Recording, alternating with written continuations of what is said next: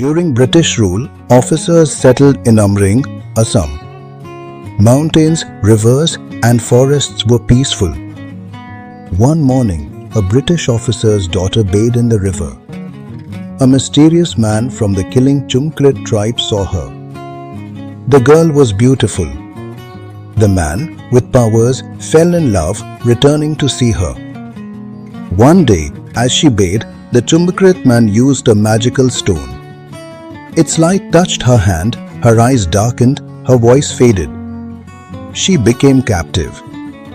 He kidnapped her, taking her to his hidden village. Her father ordered a search.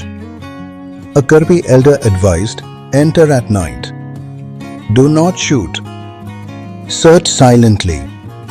If you find her, escape before dawn. Destroy the mountain where the magic stones are hidden. That will break their power. British soldiers entered the jungle at night. They found the girl and fled. At dawn, they placed explosives by the mountain. The mountain shattered. The magic stones broke, and the killing Chumkrit's power was lost. Furious, the tribe vanished, taking fragments, hiding them. They were never seen again. The end.